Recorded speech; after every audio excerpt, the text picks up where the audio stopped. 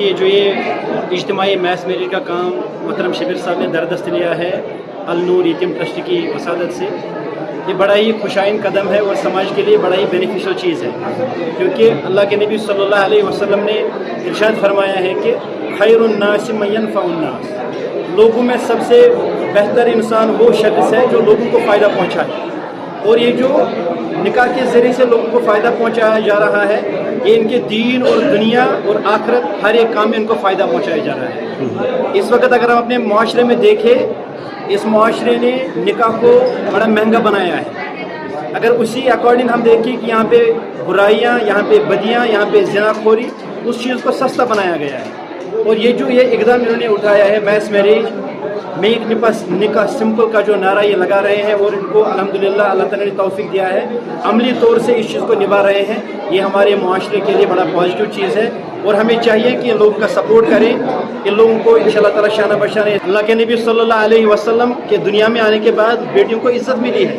और उस इज़्ज़त को हमें बरकरार रखना है, इस एतबार से कि इन बेटियों के मामले में हमें इंशाअल्लाह ताला इन जैसे इक़दामात को आगे पहुँचाना है और इन जैसे खैर के और नेक के कामों को हमें ताउन देना है ज़्यादा से ज़्यादा। अल्लाह ताला हमें दुनिया में भी आबाद करेगा, कामयाब करेगा इंशाअल्लाह ताला, और हमारा आखिरत भी इंशाअल्लाह बेहतर। हमारे ये मास मैरिज का जो प्रोग्राम था 40 बेटियों का, जिसमें आधी बेटियों का निकाह भी पढ़ा गया है, कुछ बेटियों का विदाई भी आज है और उनका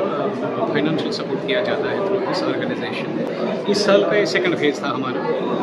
6th मास मैरिज था हमारा। तो इंशाअल्लाह आगे भी ये इसी तरह से हमारा ये मिशन जारी रहेगा इंशाअल्लाह। मैसेज हमारी यही है लोगों तक पहुँचाइए कि जो भी बेटी हो, कहीं भी बेटी रहती हो, चाहे फारफलंग एरिया में है या कहीं भी या शहर में है, अगर किसी भी बेटी को कोई परेशानी है ड्यूरिंग मैरिज, वो यहाँ आ सकती है, फिजिकली भी विज़िट कर सकती है, हमारे पास आ सकती है। तो उसके लिए हम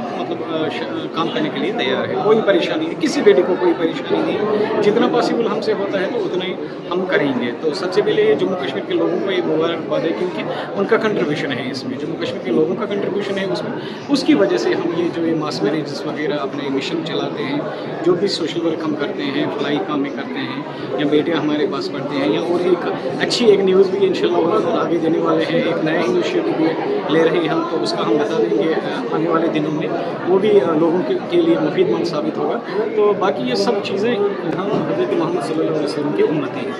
तो हमें ख्याल रखना चाहिए, मतलब जो सादगी के साथ हम निकाह पढ़ते हैं यही करना चाहिए, सिंपल निकाह करनी चाहिए, क्योंकि मतलब बहुत सारा ये